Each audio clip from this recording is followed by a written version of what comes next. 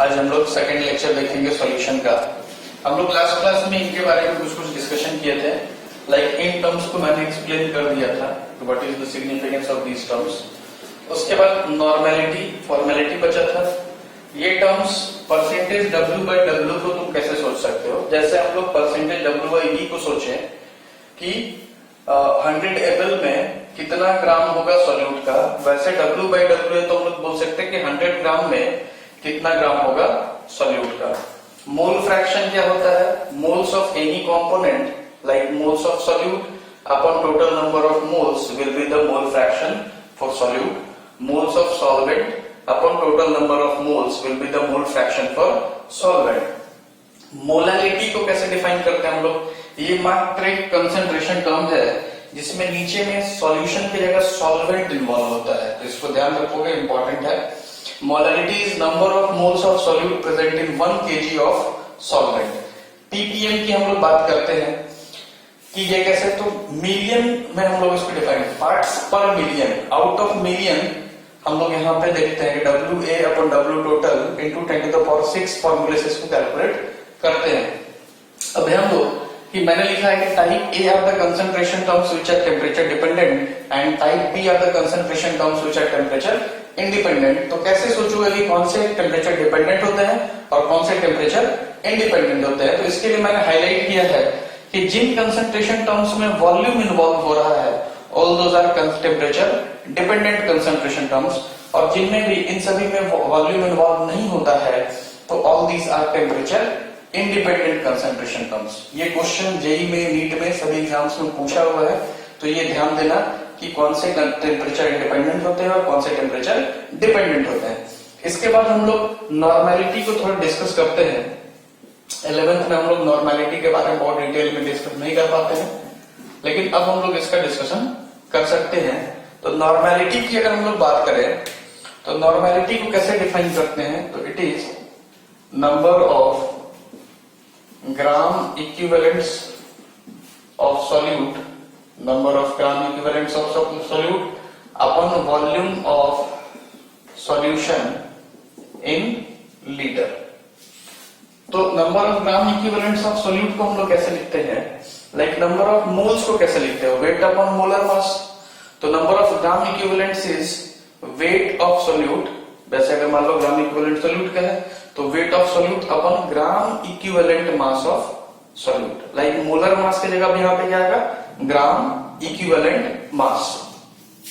तो we can write number of moles को कैसे निकालते हैं, तो नंबर ऑफ इक्विवेलेंट्स उसी तरीके से निकाले, तो यहाँ पे आ जाएगा wait of solute upon gram equivalent मास किसका, सॉल्यूट का। सॉल्यूट को A से हम लोग रिप्रेजेंट कर रहे थे, सॉल्वेंट को B से, और ये नीचे में क्या आ जाएगा, volume of solution litre. Solution है तो ना A ना B, इस तरीके से रिप्रेजेंट करेंगे। अब इसको ध्यान दो कि ग्राम इक्विवेलेंट मास जो होता है उसको हम लोग क्या बोलते हैं, it is molar mass upon n factor.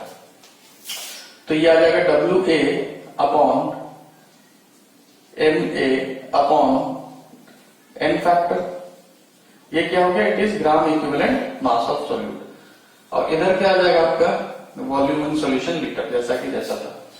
उसके बाद हम लोग इसको ऊपर ले जा सकते हैं, तो फॉर्मूला क्या आ जाएगा, WA upon MA into volume of solution in litre, और ये हो जाएगा n फैक्टर।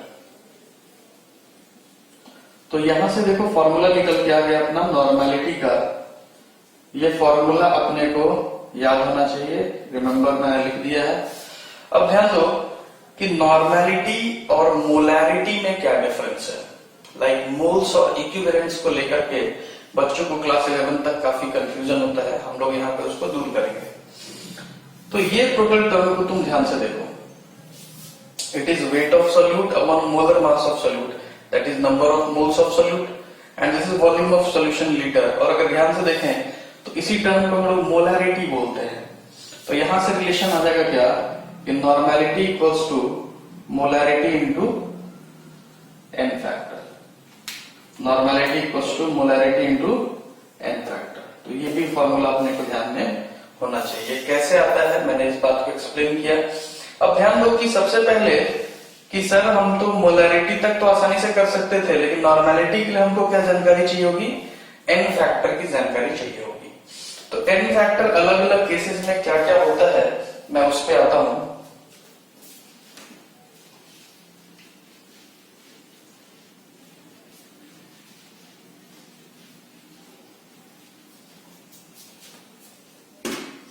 पहला हम लोग केस लेते हैं एन फैक्टर की। अगर हम लोग बात करें तो पहला केस लेते हैं एसिड के लिए एन फैक्टर क्या होता है। एसिड के लिए n factor is number of moles of replaceable H+ ions. मान लो कि मेरे पास कोई एक एसिड है HCl, मैं इसके एन फैक्टर की बात करना चाह रहा हूं कि HCl के लिए एन फैक्टर क्या यूज करेंगे। तो HCl जब ब्रेक करेगा तो कैसे ब्रेक करेगा, एक्वस मीडियम में H+ और Cl- में ब्रेक करेगा। तो एक मोल जो HCl होगा वो एक मोल H+ आयन देगा, तो इसके लिए एन फैक्टर कितना हो गया, 1 हो गया। अगर यहीं पे हम लोग HNO3 यूज करें तो ये भी कैसे टूटेगा, H+ एंड NO3-, तो इसके लिए एन फैक्टर कितना हो गया, 1, क्योंकि एक H+ अपने को मिल रहा है, या एक मोल HCl से एक मोल H+ मिलेगा। H2SO4 ये कैसे टूटेगा, ट्वाइस H+ एंड SO4 2-, ये कैसे ब्रेक करेगा, डाइल्यूट कंडीशन में ये ब्रेक करता है इस तरीके से। तो यहां पे एन फैक्टर कितना हो जाएगा, यहां पे एन फैक्टर हो जाएगा 2। अगर हम लोग H3PO4 ले लें तो H3PO4 is a triprotic acid, 3 H+ ion ये देता है, तो यहां पे एन फैक्टर 3 हो जाएगा। अगर हम लोग H3PO3 ले लें तो it is a diprotic acid, इसमें 2 ही H+ आयन रिप्लेसेबल होते हैं, तो इस केस में एन फैक्टर इज 2। ये मैंने पहले एक्सप्लेन भी किया आप लोगों को। H3PO2 की बात करें तो इसके लिए n factor will be 1। H3BO3 इसके लिए भी एन फैक्टर 1 होता है। ये बेसिकली लुईस एसिड होता है, वाटर में जब डिसॉल्व करते हैं तो ये वहां से H+ ले लेता है, क्योंकि OH- सॉरी ले लेता है और H+ रिलीज करता है, क्योंकि बोरोन का जो ऑक्टेट होगा H3PO3 में वो इनकम्प्लीट होगा, तो ऑक्सीजन से लोन पेयर वो लेकर के एक H+ सप्लाई करता है, और इस तरीके से ये भी मोनोप्रोटिक एसिड की तरह बिहेव करता है। तो these are the information about n factor for acid. अगर हम लोग बेस के लिए बात करें, अच्छा एक चीज और समझो कि अगर कोई भी मोनोप्रोटिक एसिड है लाइक HCl, HNO3, तो इनके केस में एन फैक्टर 1 हो गया, यहाँ भी एन फैक्टर 1 हो गया। तो अगर एन फैक्टर 1 हो गया तो normality will be equals to molarity, या वी कैन से कि जो ग्राम इक्विवेलेंट मास है वही मोलर मास के बराबर हो जाएगा। तो मोनोप्रोटिक एसिड के लिए नंबर ऑफ मोल्स बोले या नंबर ऑफ ग्राम इक्विवेलेंट्स बोले, both the things are same. Hopefully clear है आपको। हम लोग आगे बेस के लिए एन फैक्टर को डिस्कस करते हैं। बेस के लिए ध्यान दोगे, बेस के लिए जैसे एसिड के लिए क्या हो गया, number of replaceable H+ ions, वैसे बेस के लिए क्या हो जाएगा, number of replaceable OH- ions. तो लाइक अगर हमने कोई बेस लिया KOH, तो इसके लिए एन फैक्टर क्या हो जाएगा, इसके लिए ये कैसे टूटेगा, ये टूटेगा K+ प्लस OH-, तो एक मोल KOH एक मोल OH- देगा, तो इसका एन फैक्टर विल बी 1। अगर हम लोग ले ले CaOH होल ट्वाइस, तो ये कैसे टूटेगा, Ca2 plus and twice OH-, तो एन फैक्टर विल बी 2। अगर हम लोग ले ले AlOH होल थ्राइस, तो इसके लिए एन फैक्टर विल बी 3, क्योंकि ये 3 OH- आयन देगा। तो this is the n factor for base. Next is n factor for salt. Salt के लिए हम लोग कैसे एन फैक्टर देखते हैं, सॉल्ट के लिए हम लोग बोलते हैं n factor is total charge on either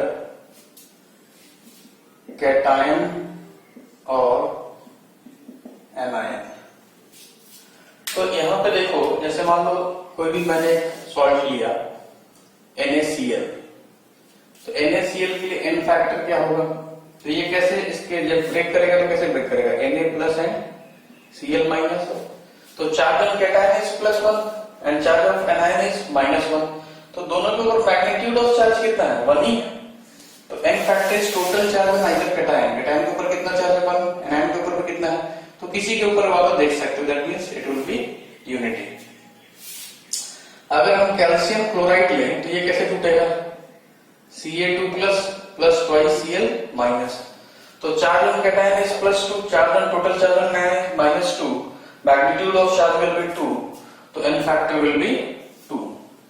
अगर यहीं पे हम लोग ले लें Al2 SO4 whole thrice, Al2 SO4 whole thrice, तो ये कैसे टूटेगा? Twice Al3 plus thrice SO4 2 minus. तो charge on cation is +6, total charge on anion is -6, तो n फैक्टर विल बी 6। तो इस तरीके से सॉल्ट के ऊपर आप n फैक्टर का डिस्कशन कर सकते हैं। दूसरा, किसी भी आयन के लिए अगर हम लोग बात करें या ऑक्सीडेशन रिडक्शन रिएक्शन के लिए हम लोग कैसे देखते हैं, जैसे कोई भी आयन है तो मान लो Fe2+ है, तो उसके लिए n फैक्टर क्या हो जाता है? उसके लिए n फैक्टर इज उसका चार्ज जो उसके ऊपर प्रेजेंट है। ऑक्सीडेशन या रिडक्शन रिएक्शन में n फैक्टर कैसे देखते हैं, इस पे हम लोग आते हैं। n factor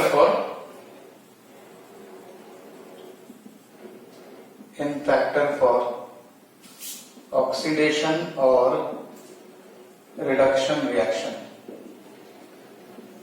n factor for oxidation और रिडक्शन रिएक्शन। तो जैसे मान लो एक रिएक्शन वो लें कि MnO4- यहां से बन रहा है Mn2+, तो ध्यान दोगे इसके ऊपर चार्ज कितना है? +7, इसके ऊपर चार्ज कितना है? +2। तो यहां से जब यहां गया होगा तो इसने कितना इलेक्ट्रॉन गेन किया है? तो 5 इलेक्ट्रॉन गेन किया है। तो इस केस में n फैक्टर कितना हो जाएगा? इसके लिए होता है कि एक मोल के लिए कितना चार्ज का इन्वर्ग, कितना इलेक्ट्रॉन्स गेन या लूज करना पड़ा। तो इस केस में n फैक्टर विल बी 5। इस तरीके से हम लोग n फैक्टर का कैलकुलेशन कर सकते हैं और साइमल्टेनियसली हम लोग क्वेश्चन को सॉल्व कर सकते हैं। तो कुछ क्वेश्चंस हम लोग इसमें स्टार्ट करते हैं डिफरेंट कंसंट्रेशन टर्म्स पे एक एक करके। क्या क्या क्वेश्चंस हम लोग ले सकते हैं यहाँ पे?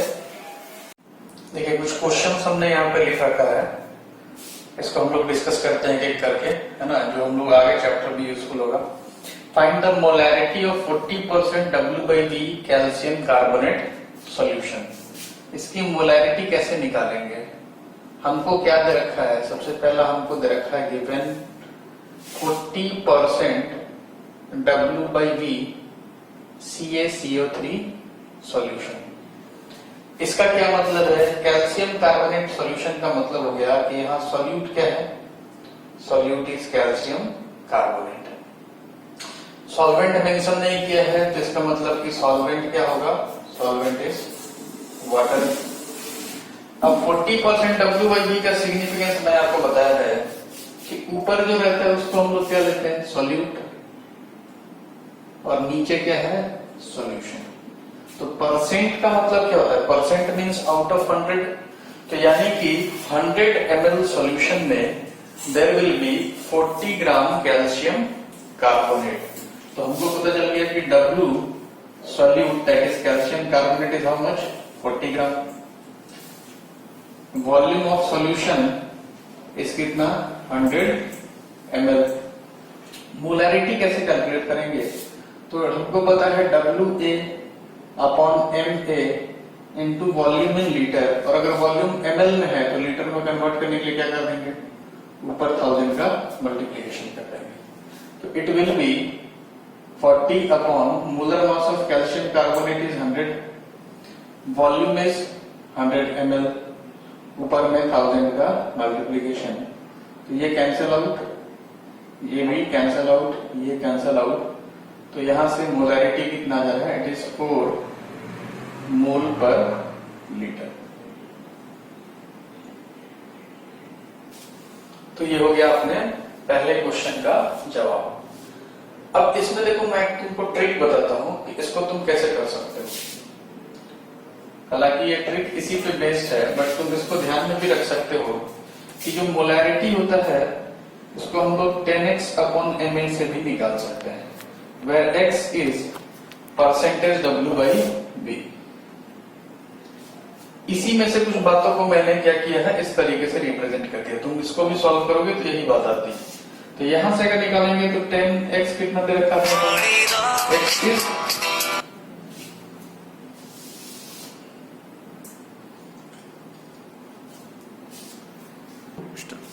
10 हो गया। ये x कितना दे रखा है अपने को 40 MA, that is molar mass of solute, it is 100।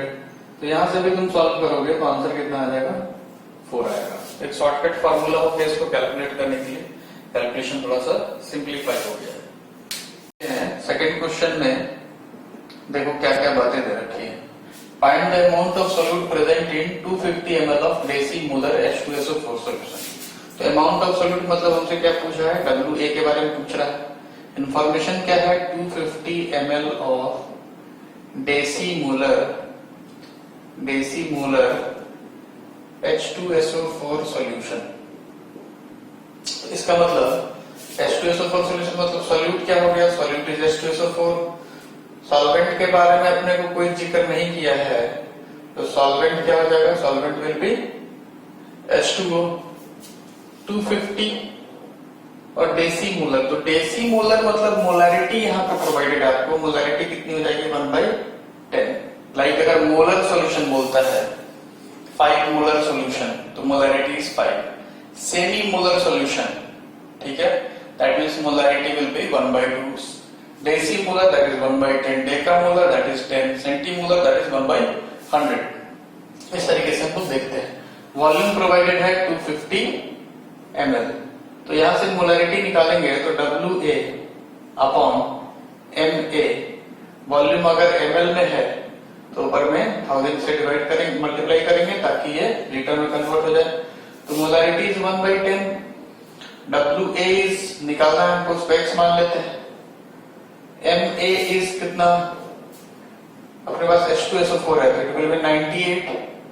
Volume is how much, 250, ऊपर मल्टीप्लिकेशन 1000 का, ये कितना टाइम्स, 4 टाइम्स। तो यहां से x जब निकालोगे तो x की value will be 98 upon 4 into 10।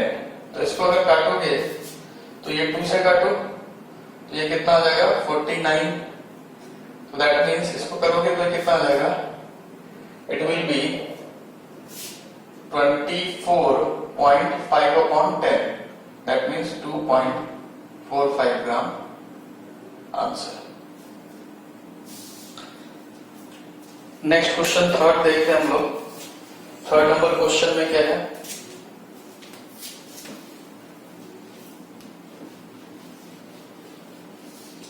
Third number question में बोल रहा है find the volume of water which must be added to 200 ml of semi molar solution so that final concentration of solution becomes 0.1 molar. तो ये जो question है ये dilution का क्वेश्चन है। How much find the volume of water which must be added.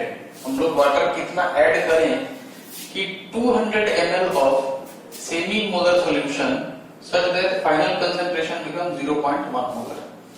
तो ऐसे question में जब भी हम लोग क्या करते हैं कि मान लो मेरे पास एक सॉल्यूशन था जिसमें दे रखा है कि 200 ml of semi molar solution, इसका वॉल्यूम बोल रहा है कितना है, 200 ml है, मोलरिटी बोल रहा है कितना, सेमी मोलर मतलब 1/2 है। तो तुम ध्यान दो कि इस सॉल्यूशन में अब डाइल्यूट इसको कर रहे हैं, मतलब इसमें हम लोग वाटर ऐड कर रहे हैं। तो जब तुम वाटर ऐड करोगे तो क्या सॉल्यूट के मोल्स पे कोई भी इफेक्ट पड़ेगा, नहीं। हम लोग क्या कर रहे हैं, वाटर को ऐड कर रहे हैं तो वाटर का मोल्स इंक्रीज करेगा, वाटर ओवरऑल सॉल्यूशन का वॉल्यूम इंक्रीज करेगा, लेकिन सॉल्यूट के मोल्स विल रिमेन अनअफेक्टेड। तो इसी बात को हम लोग यूज करते हैं कि number of moles of solute before dilution will be equals to number of moles of solute after dilution That means M1 V1 will be equals to M2 V2, where M is molarity of solution before dilution, V1 is molarity volume of solution before dilution, M2 is molarity of solution after dilution, V2 is volume of solution after dilution. तो ये दोनों का multiplication से क्या मिलेगा? Number of moles of solute before dilution, and in दोनों के multiplication से क्या मिलेगा? Number of moles of solute after dilution, और दोनों ही केस में number of moles of solute will remain same. तो वी कैन से कि 1/2 into 200 will be equals to M2 into finally the volume will be, अच्छा concentration finally they रखा है ये 0.1, finally volume निकाल सकते हैं यहां से. तो यहां से V2 कितना आ जाएगा? V2 will be equals to 100 upon 0.1 मतलब 1000 ml. और अगर V2 1000 ml है तो हमसे लेकिन V2 नहीं पूछा, ध्यान देना इस बात को, हमसे पूछा कितना वाटर ऐड करेंगे. तो जो फाइनल वॉल्यूम हुआ और जो पहले वॉल्यूम था, है ना, if it is M1 it is V1, तो फाइनली अगर वॉल्यूम इतना हो गया तो हम लोग वाटर कितना ऐड किए, तो volume of water added will be final volume minus initial volume, that will be 1000 minus 200 and we can say it is 800 ml answer. तो ये क्वेश्चन थर्ड हो गया. नेक्स्ट हम लोग फोर्थ नंबर क्वेश्चन को डील करते हैं. फोर्थ नंबर क्वेश्चन को देखा जाए.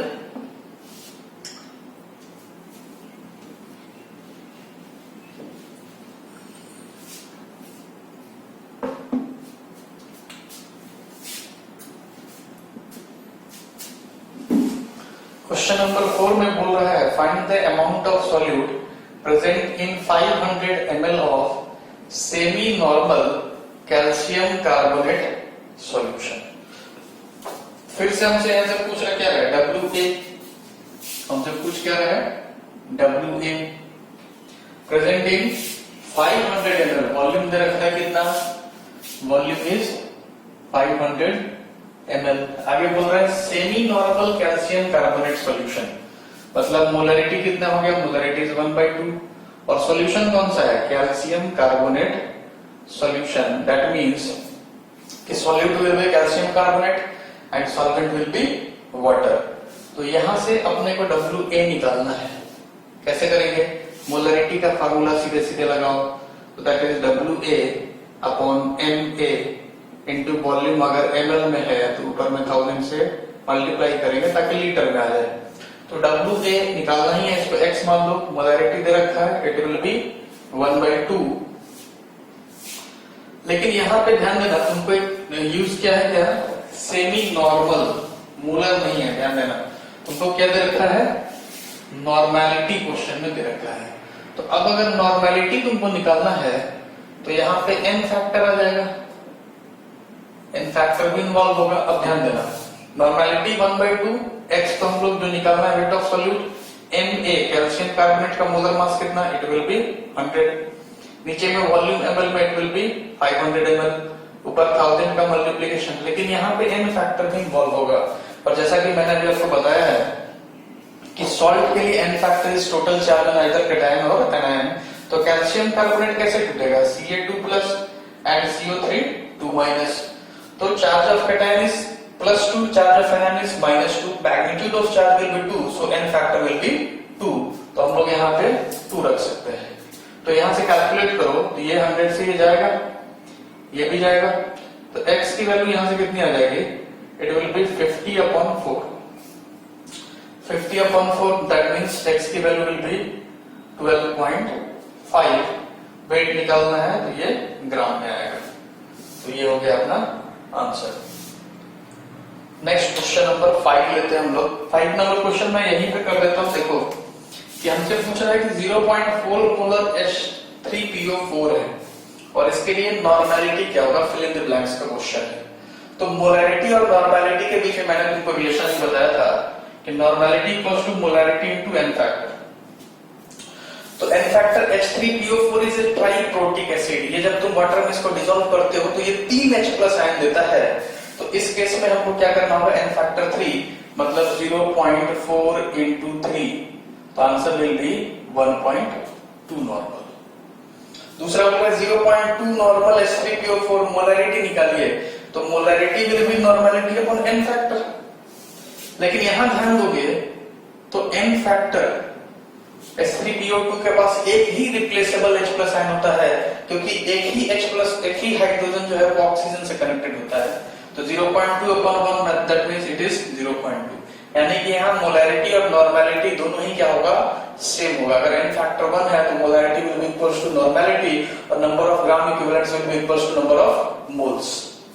थर्ड नंबर देखें तो 0.2 molar Al2SO4 whole thrice it will be, है ना, Al2SO4 होल थ्राइस। इस केस में नॉर्मलिटी निकालना है, तो n फैक्टर सोचो, तो ये कैसे टूटेगा, ये टूटेगा twice Al3 plus SO4 2 minus कितना, थ्राइस। तो total charge on cation will be 2 into 3 that is +6, total charge on anion 3 into 2 minus 2 that is -6, magnitude of charge will be 6, so that it will be 0.2 into 6, यानी कि we can say it is 1.2 normal। Question number 6 लेते हैं हम लोग, 6 को करने की कोशिश करते हैं।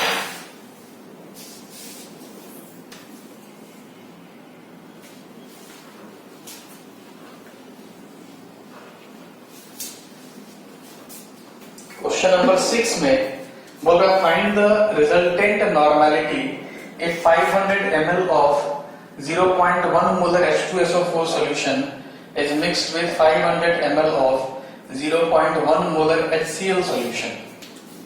ठीक है, तो इसको करते हैं। रिजल्टेंट नॉर्मलिटी, ठीक है, मतलब यहाँ पे क्या है, 500 ml किसका बोल रहा है, H2SO4 का, नेक्स्ट विद 500 ml किसका बोल रहा है, 0.1 HCl का। दोनों एसिड है, दोनों H प्लस आयन देंगे, तो दोनों के कारण H plus ion will be additive in nature. लेकिन ध्यान देना कि बोल रहा है कि रिजल्टेंट नॉर्मलिटी निकालो, और दिया क्या है, हमको दिया है मोलैरिटी।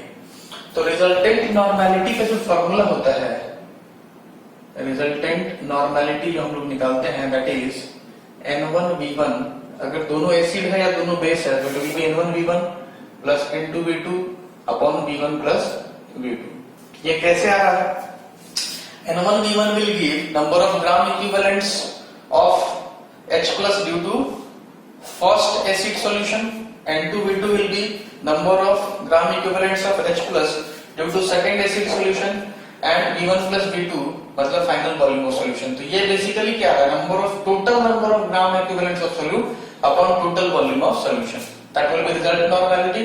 तो फॉर्मूला कैसा है मैंने ये एक्सप्लेन कर दिया, लेकिन ध्यान देना कि यहाँ पे तुमको N1 की जगह M दे रखा है, M दे रखा है ना, लाइक M1 जो दे रखा है वो दे रखा है 0.1 मोलर, वॉल्यूम जो दे रखा है V1 that is how much 500 ml, M2 जो दे रखा है दैट इज 0.1 मोलर अगेन, और V2 जो दे रखा है दैट इज 500 ml अगेन।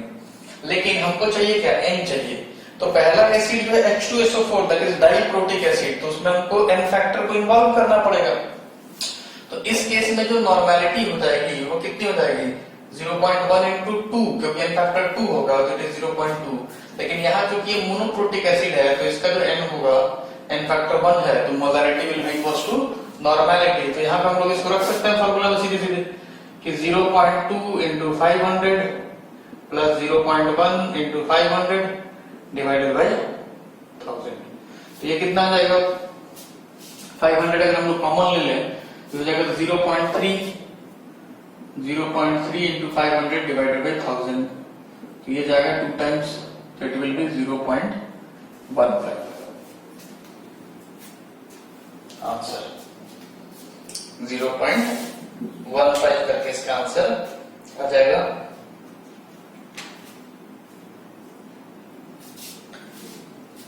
ठीक है, आगे क्वेश्चन नंबर 7 हम लोग देखते हैं।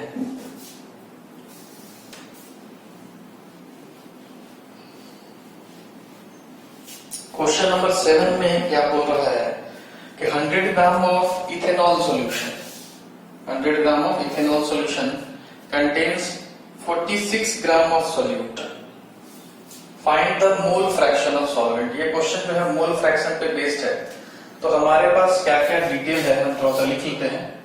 Solution of question number 7, detail है हमारे पास 100 gram of C2H5OH solution, ethanol solution है, इसका हमको दे रखा है वेट 100 ग्राम, और इसमें बोल रहा है 46 ग्राम सॉल्यूट है। 46 ग्राम क्या है, 46 ग्राम सॉल्यूट है। सॉल्यूट होगा क्या, C2H5 सॉल्यूशन में सॉल्यूट विल बी C2H5OH।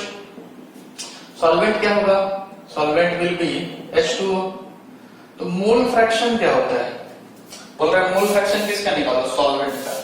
तो सॉल्वेंट का mole fraction that is XB, B से हम लोग सॉल्वेंट को रिप्रेजेंट करेंगे, तो that means NB upon Na plus NB। तो सॉल्वेंट जो है वाटर है, अगर ये 46 ग्राम है, टोटल सॉल्यूशन 100 ग्राम है, तो सॉल्वेंट कितना ग्राम हो जाएगा, it will be 100 minus 46 and that will be equals to how much, 54 gram. तो number of moles of solvent will be 54 upon 80, molar mass of H2O is 80, तो ये कितना आ जाएगा 3 moles. Number of moles of C2H5OH that is solute, तो solute के moles यहां से निकाले Na, तो molar mass of solute C2H5OH is 46, तो 46 अपॉन 46 इट विल बी 1। ठीक है ना, कैसे सोच सकते हो, कार्बन 2 है, 2 कार्बन मतलब कितना हो गया 24 और 6 हाइड्रोजन 30 और एक ऑक्सीजन दैट इज कितना 16, तो इट विल बी 46। दोनों के मोल्स पता चल गए, सीधे सीधे फॉर्मूला में रख दो, तो XB will be equals to NB that is 3 divided by 1 plus 3 that is we can say 3 by 4. So this will be the answer. Next question और आखिरी क्वेश्चन हम लोग यहाँ पे इसका लेते हैं, इसके बाद भी क्वेश्चंस देखेंगे, कुछ और क्वेश्चंस PPM वगैरह पे है ना,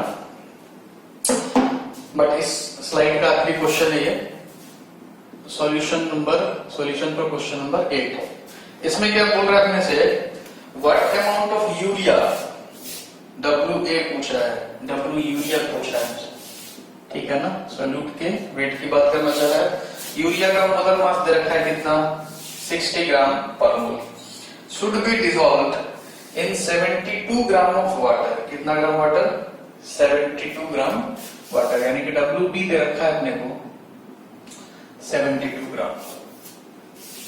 So that the prepared solution contains mole percent of solute is 20।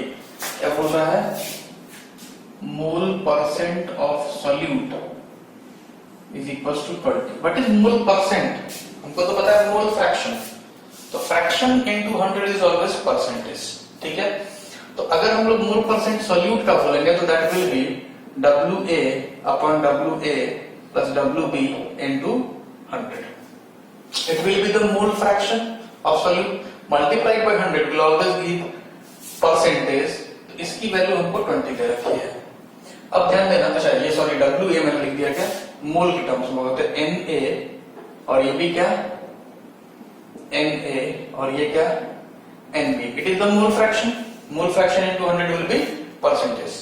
तो अब ध्यान दो, हमको पता है ये WB 72 है, वाटर सॉल्वेंट है, तो moles of solvent will B कितना 72 अपॉन 18, तो it will give 4 moles of water, ठीक है। तो इसमें फॉर्मूला में रख दो, तो WA तो अपने को नहीं पता है, WA अपॉन इसका मोलर मास कितना, सॉल्यूट का मोलर मास, सॉल्यूट है क्या यूरिया का मोलर मास गिवन है 60, Na अगेन, तो it will be WA upon 60 plus NB is equals to how much 4 multiply by 100, या इसको इधर ले जाओ, तो इट विल बी 20 अपॉन 100 मतलब 0.2। यहां से WA को सॉल्व कर सकते हो, WA को सॉल्व करोगे जो आएगा आंसर। ठीक है, क्वेश्चन नंबर 9 हम लोग देखते हैं इसको कैसे सॉल्व करेंगे। तो इसमें बोल रहा है find the molarity of a solution, निकालना क्या है, पहला चीज मोलैरिटी निकालना है। Solution in which 250 gram of solute, solute दे रखा है कितना WA is 250 gram molar mass भी दे रखा है कितना, 50 ग्राम पर mole, are present in 1 kg of solution. Solution कितना दे रखा है, 1 kg मतलब 1000 ग्राम। अब सबसे पहले चीज की मोलारिटी निकालते कैसे हैं। मोलारिटी क्या होता है, it is number of moles of solute present in 1 kg of solvent, ना कि सॉल्यूशन। ठीक है, अच्छा ये हमको क्या दे रखा है, सॉल्यूशन दे रखा है, are present in 1 kg of solution. तो यहां से ध्यान दो कि WB क्या हो जाएगा, WB will be W minus WA, that is 1000 minus 250, that is equals to 750 ग्राम। तो molarity is WA upon MA, that is number of moles of solute। WB अगर ग्राम में है तो ऊपर क्या करोगे, 1000 का मल्टीप्लीकेशन करोगे। तो WA is how much, it is 250, MA is how much, it is 50, WB is how much, it is 750 और ऊपर में 1000। तो ये कितना टाइम्स, ये जाएगा 3 टाइम्स, ये जाएगा कितना टाइम्स, ये जाएगा 20 टाइम्स। तो आंसर विल बी 20/3। इसको चाहो तो तुम लिख सकते हो डिवाइड करके भी, 3 6 जा 18 तो 6.67 के आसपास जो भी आएगा उसको निकाल सकते हो। ठीक है ना, तो 20/3 is the final answer. Next देखते हैं क्वेश्चन नंबर 10।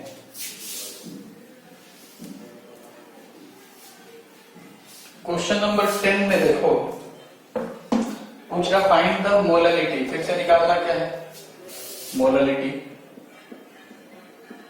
निकालना क्या है अपने को, मोलारिटी पूछ रहा है ऑफ H2SO4 सॉल्यूशन। ठीक है, which contains mole fraction of solvent equals to 0.85। तो XB जो है ये है 0.85, mole fraction of solvent is 0.85। तो मोल फ्रैक्शन होता क्या है, XB is basically NB upon N total. तो अगर ये 0.85 है तो वी कैन से 0.85 पर 1, तो N टोटल इज कितना 1, तो NA कितना हो जाएगा 1 minus 0.85, that will be equals to 0.15। अब अपने से मोलारिटी पूछा है, तो मोलारिटी क्या होता है, molarity is WA upon MA। WB अगर ग्राम में है तो ऊपर 1000 का मल्टीप्लीकेशन, इस तरीके से निकालते हैं। तो WA तो नहीं पता अपने को, लेकिन WA बाई MA पता है, NA दैट इज 0.15। तो 0.15 इंटू 1000।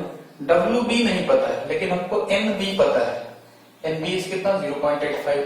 और क्योंकि बोल रहा है H2SO4 सॉल्यूशन, सॉल्वेंट मेंशन नहीं किया है, तो solvent will B universal solvent that is water.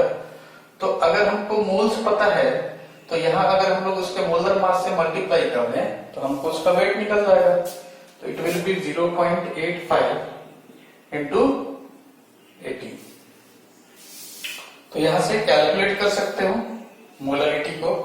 इसका कैलकुलेशन करके देखोगे जो फाइनल आंसर अपने को मिलेगा दैट विल बी अप्रोक्सीमेटली 9.8। यार इसको तुम आसानी से सॉल्व कर सकते हो, तो दिमाग लगाने की बहुत ज्यादा कुछ है नहीं। क्वेश्चन नंबर 11 को देखते हैं।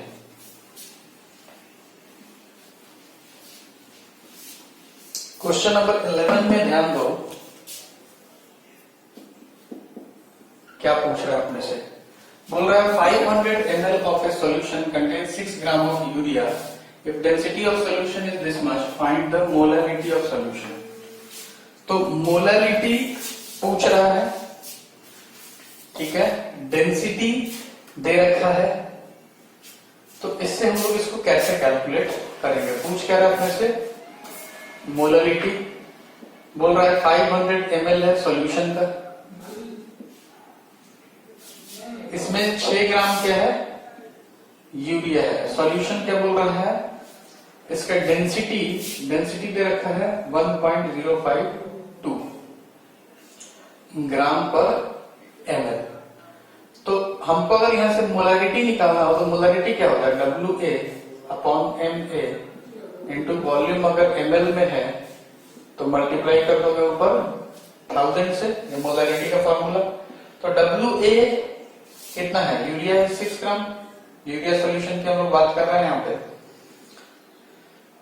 तो इसमें MA is 60, volume is 500 ml, तो ऊपर 1000, तो ये कितना आ जाएगा 2 टाइम्स, ये कितना आ गया 10 टाइम्स, तो 0.2 मोलैरिटी निकल गया। अब देखो मोलैरिटी और मोलैरिटी का एक डायरेक्ट रिलेशन है कि M equals to 1000 M upon 1000 D minus M into MA, और यहाँ D जो होगा इसको ध्यान देना ये ग्राम पर ml में होना चाहिए। तो सारा डाटा उसी के अकॉर्डिंग प्रोवाइडेड है, सारा वैल्यूज पुट कर दो। तो 1000 into 0.2 upon 1000 into density is how much 1.052 minus M is 0.2 and MA urea solution बोल रहा है, तो यूरिया का मोलर मास इज कितना 60। इसको तुम यहां से कैलकुलेट कर सकते हो, इसको कैलकुलेट करोगे तो इसका आंसर आ जाएगा अपना 0.19। नेक्स्ट क्वेश्चन, क्वेश्चन नंबर 12 देखो।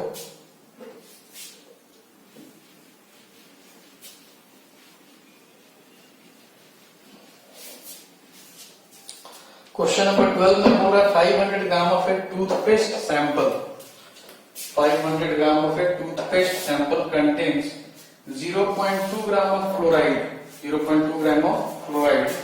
Express fluoride concentration in terms of ppm, ppm में सर कंसंट्रेशन बताना है। तो ppm हम लोग कैसे निकालते हैं, पार्ट्स पर मिलियन, आउट ऑफ मिलियन। हम लोग यहाँ बोलते हैं कि WA upon WA plus WB into 10 to the power 6। तो WA फ्लोराइड का दे रखा है अपने को 0.2, toothpaste sample that is WA plus WB ये कितना दे रखा है 500 इंटू 10 टू द पावर 6।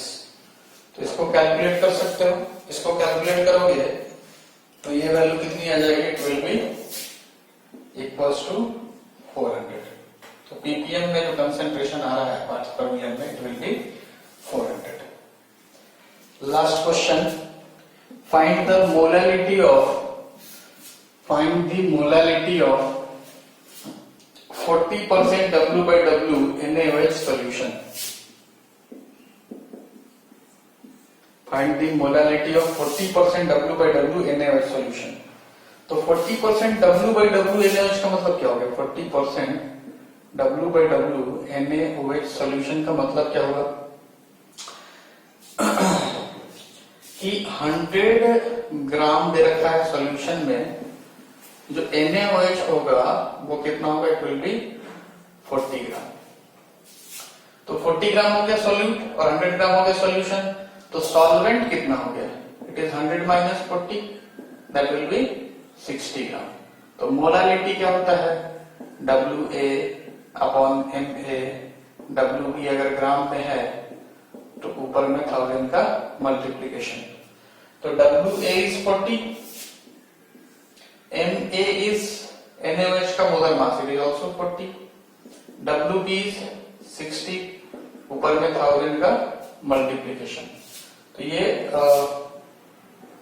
तो गया, ये भी इधर से गया, इसको काटो तो 2 3 जा 250 जा, इट इज 50 अपॉन 3। इसको चाहो तो तुम डेसिमल प्लेसेस में भी निकाल सकते हो। तो मोलैरिटी विल बी 50 अपॉन 3।